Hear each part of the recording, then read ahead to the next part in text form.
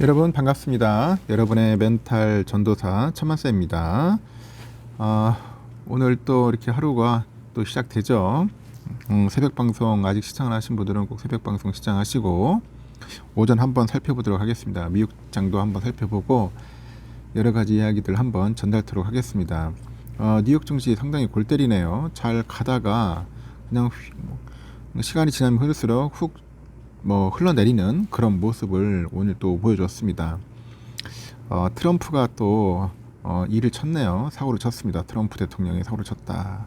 또 관세 관련된 이야기겠죠. 도널드 트럼프 대통령과 백악관이 도널드 트럼프 대통령이 오는 그 2월 1일이죠. 2월 1일 캐나다하고 멕시코, 중국에 대해서 관세 부과 방침을 강행할 것이다. 그런 입장을 재확인했습니다. 그러다 보니까 뉴욕 증시가 이제 결국은 하락을 했습니다. 뉴욕 증시에서 다우지수가 337.47포인트 하락해서 44,544.66으로 거래를 마쳤고, S&P 500은 전장보다 30.64포인트 내려가지고 6040.53, 기술주 중심의 나스닥도 전장보다 54.31포인트 하락해서 19,627.44에 각각 마감을 했어요. 이날 브리핑을 보니까 트럼프 대통령은 내일 멕시코와 캐나다에 대한 25% 관세, 그 중국에 대한 10% 관세 부과를 시작하리라는 것을 이제 확인한다, 컨펌한다, 그렇게 이야기를 하고, 캐나다하고 이 멕시코, 중국의 관세 부과 방침을 재천명을 한 거죠. 트럼프 대통령도 이날 오후 백악관 집무실에서 행정명령에 서명을 한 뒤 취재진이 중국, 캐나다, 멕시코가 내달 1일 관세 시행을 막기 위해서 오늘 밤에 할 수 있는 일이 있냐 이렇게 묻다 보니까 없다. 지금 당장은 없다. 협상 도구는 없다. 이렇게 단호하게 이제 답변을 한 겁니다. 트럼프하고 백악관의 관세 강행 그 입장 재확인 소식이 이제 전해지다 보니까 뉴욕 증시 3대 지수가 오후 들어서 상승폭을 반납을 하더라고요. 그리고 결국은 하락으로 이제 반전을 했습니다. 하락으로. 에너지 메이저 엑슨모빌하고 쉐브럴은 이날 실망스러운 실적 발표에 2.5%, 4.6% 하락을 했고, 엔비디아는 또 AI 스타트업 딥시크발 충격 이후 변동성이 또 확대됩니다. 그래가지고 5.9%나 또 하락을 했고, 지난 27일 하루 3.1% 급락했던 기술주 중심의 나스닥은 하락폭을 만회해서 이번 주 통상 1.9% 하락하는 선에서 마감을 했네요. S&P 500은 이번 주 1.1% 하락을 했고요. 다우지수는 이번 주 0.2% 상승으로 마감을 했습니다.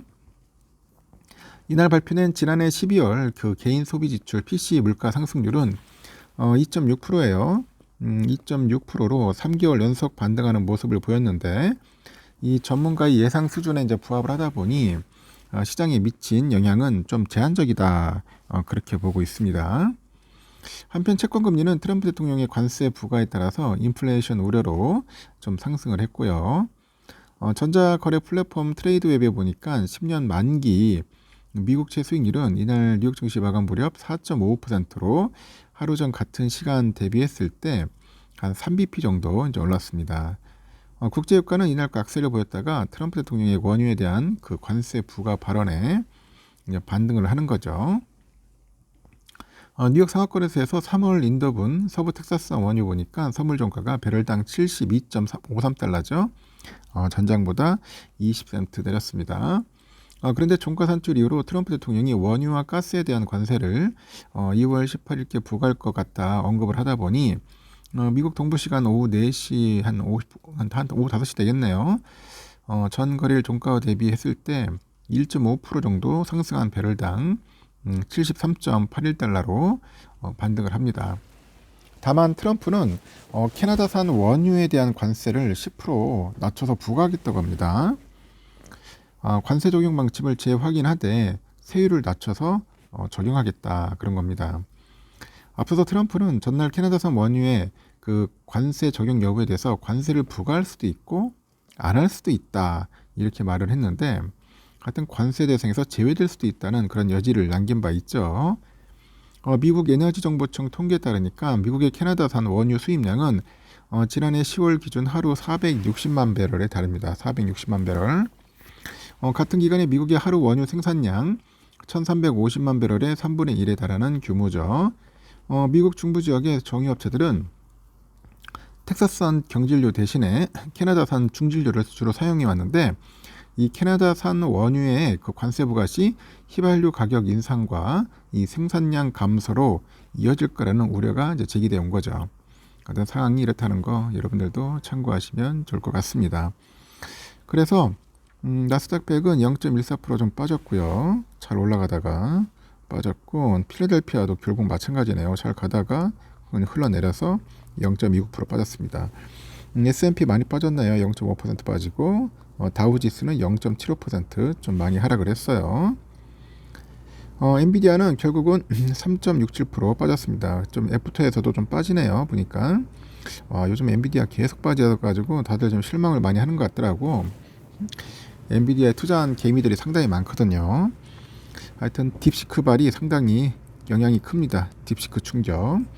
TSMC도 0.56% 좀 올랐지만은 FT에서 좀 빠집니다. 브로드컴 2.6% 상승을 했는데 FT에서는 빠지는 것 같고, AMD는 2.45% 빠졌습니다.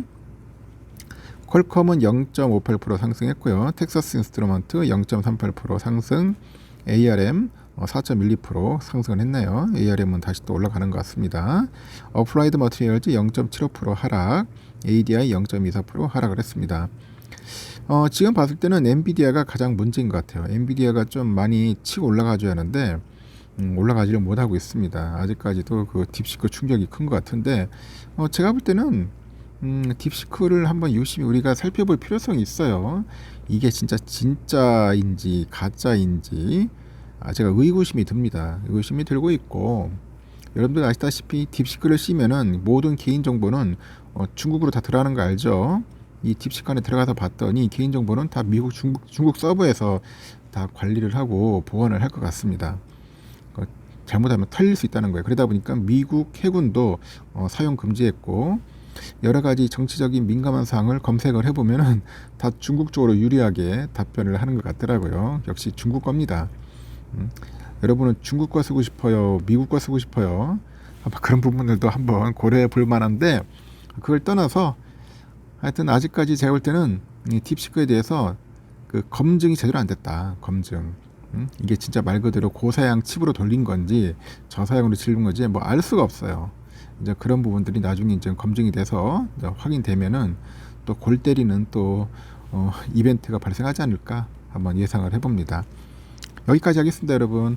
좋은 하루 보내시고 하여튼 다음 시간에 또 뵙도록 하겠습니다.